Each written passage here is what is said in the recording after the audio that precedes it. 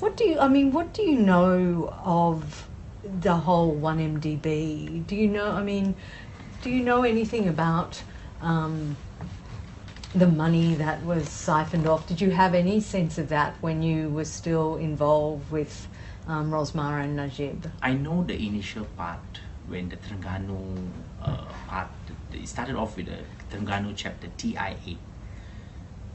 It was the brainchild of Jolo.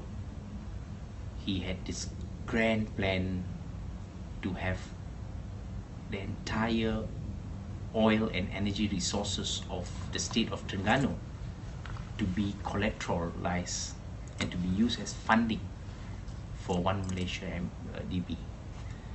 And the manner in which he presented to the Sultanate of Terengganu was that it was to be a limited collateral.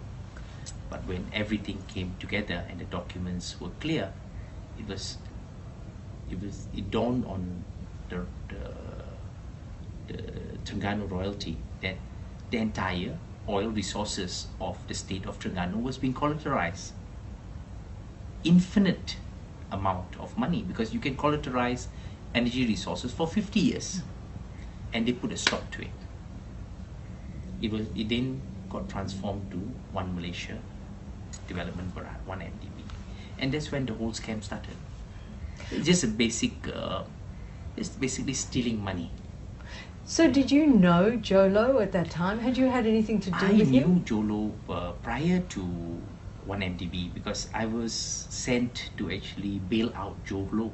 Jolo was involved in an apartment project called the Oval, and he had bought the Oval apartment together with Najib's brother Datuk Nizam, who was basically a minority partner in the deal.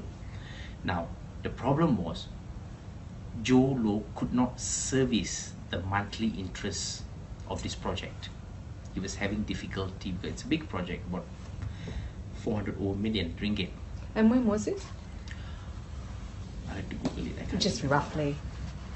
2010, 11, yeah. So it was after 1MDB started? Around the same time. Around the same time. Mm-hmm. So Joe couldn't finance it. So I was sent by Datin Rosmar, by Datuk Najib, to bail him out. Coincidentally, we had the same banker. So the bankers agreed to replace Jolo with me as the debtor and for me to service the monthly interest till the project was sold. So I was already doing flip deals for them, and they knew I could flip this out. So we worked together, we identified a listed company, a few calls were made, and 4 months later the project was sold off. They came out with a profit of $72 million in the project. But Joe got very badly bruised because of this, because it became obvious to Najib that he was not able to sustain financially carrying the overheads of this project. And then his focus went to 1MDB, and it's literally a scam. I mean, they've used dubious names, they've changed bank accounts, they've transferred monies out. It's crazy. Yeah, but I think he did the Petro-Saudi 1MDB deal, which was the first big deal in 2009, so that was before. But what do you know of Jolo's relationship with Rosmar and Najib? Well, he came to the house very often, and he was closer to Datuk Najib initially than Datin Rosmar. He was actually giving Najib advice, explaining to Najib basically international leadings that he could procure. It was never supposed to be a scam. The scam happened later. Right. So you feel he was genuine to begin with, in the sense that... Well, it was basically a brick and mortar business, yeah? You buy properties, you sell properties. How bad can it get? Okay? You make a margin, maybe you make a bigger margin than normal people, and maybe you could sell it faster than others. But it was never supposed to be a fraud. It became a scam when they got more greedy, when they got more daring, and when everybody started just following their instructions blindly. send $1 billion US to this account, to an offshore country. Send $1 billion US there. Send another 700 million to this account. And people were taking their instructions. Who from? From Najib. Najib was making all the calls. There's no way Jolo could have pulled through the calls. Why not? Why? He doesn't have the authority. Who would, on his instruction, transfer $1 billion US? Impossible. Impossible. Najib signed all the resolutions. The company documents show that only he has the authority to sign the resolutions as the finance minister, as the chairman of the advisory board of 1MDB. So it was all signed off by him? Yes. Yeah. And directed by him? Yes. What about Jolo himself? You know, he was 20-something Yes. when they signed the Petro-Saudi Yes. deal. He had very little business experience. I mean, what was he like? Very flamboyant, very flamboyant. He threw wild parties, he gives great gifts.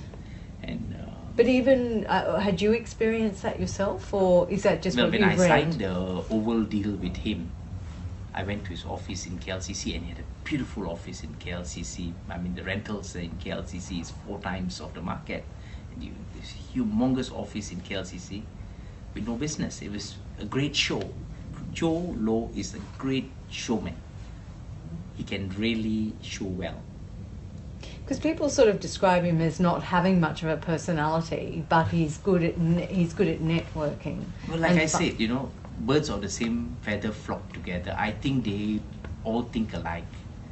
And it was no longer about a brick and mortar business. It was more about how to steal money, how to rob money from 1MDB, from the banks that loaned 1MDB. You got to ask yourself a very good question though. There were lawyers involved, both in Malaysia, overseas. There were professional bankers involved, both in Malaysia, overseas. You've got Goldman Sachs, who facilitated this whole thing, right? They have good lawyers. They knew what was going on. They knew it's a scam. If they say they didn't know, it's a lie. But everyone facilitated this great robbery. Today, we are focusing on Najib and Jolo and Rosmah. But behind them, you have this huge section of professionals who are also involved. And that's the same in Malaysia with these court cases Yes, too, I suppose. yes, exactly. Same in Malaysia. You have got people in authority at the bank level, at the monitoring level, at the enforcement level. Everybody kept quiet. They didn't dare. You had our former Deputy Prime Minister, Tan Sri Mahyudin. He voiced out and he got sacked. What could he do? What could anyone do? You've got the second man, just for making one statement, he was sacked.